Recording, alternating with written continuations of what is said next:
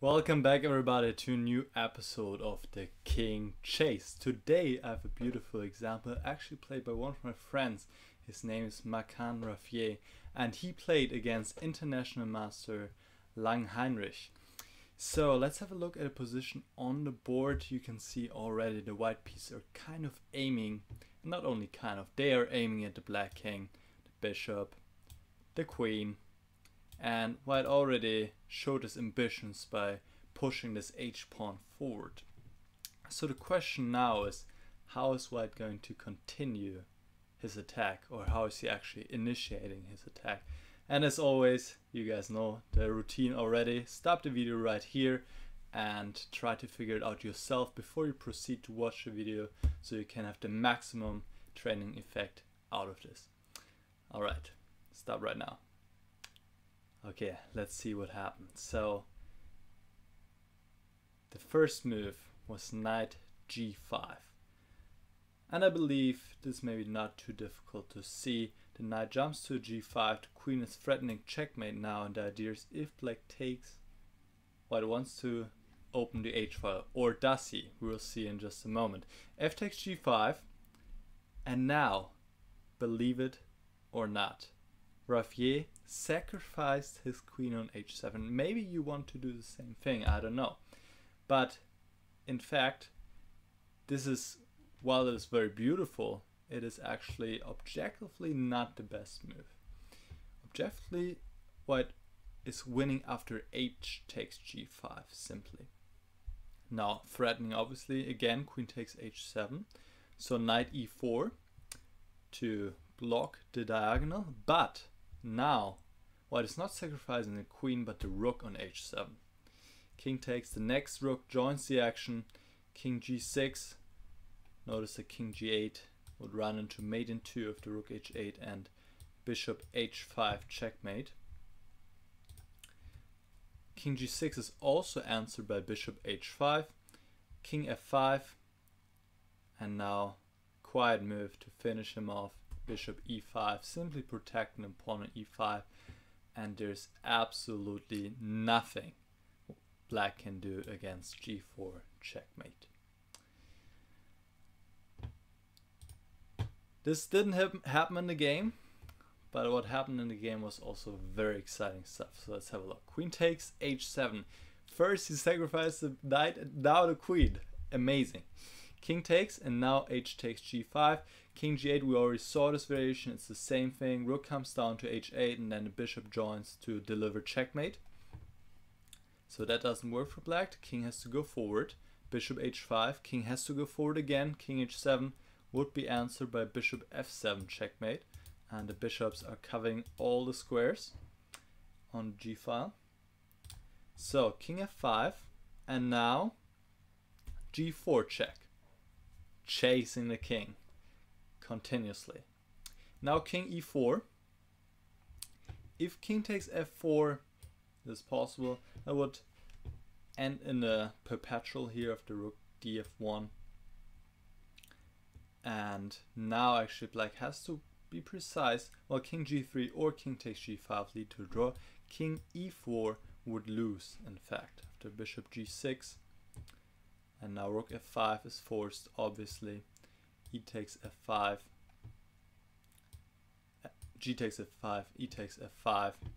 Rook h4 check, king d3, rook d1 check. And I just like how all the white pieces play together here. King e2 is bishop h5 checkmate, and king c4 is answered by bishop f2. Very precise, and we'll see why the bishop had to go to f2 in just a moment. Because after knight e4, white takes on e4, f takes e4, and now b3 check, king takes c3, and this is why the bishop had to go to f2 to give checkmate on e1. Another beautiful variation. However, black doesn't have to do it. He can take on g5, and now bishop e3 check, and here there's nothing more than a perpetual for white after king f6, bishop h6 check, king e5, and bishop f4, and it's a perpetual. That was possible. However, king e4, there's nothing wrong with that. Now rook d1 is actually a mistake. Well, I don't know if you can call it a mistake if it actually, after all, wins the game for white, but objectively speaking, king c2 was better to prevent the king coming to d3, and again, the game should end in a perpetual. So rook d1, king d3, bishop g6, and now black made a decisive mistake. He played king to c4. He should have played rook f5. Give up the rook, and after g takes f5, very difficult to see. Now b4 to open up this route for the king out of the white place. b4, and now after f takes e6 the king escapes, so b3, but black just gets out of it. Knight takes, rook takes, and position is still far from clear, but it appears that black is better here. Okay, but let's see what happened. So black was too greedy, he didn't want to give up any material, he played king c4, but now b3 check, the attack continues. Knight takes, pawn takes, king takes, and now we see the difference. The bishop on g6 is able to join the action once again. Bishop comes down to c2. Now king c4, if the king goes to the a file, doesn't change anything. Say king a3, simply king d2, and nothing stopping white from bringing his two rooks to a and b file, and it is checkmate. So king c4, and now king d2 again. It's amazing. White has the time to play this quiet move, and even though black is up a whole queen, he cannot defend his king.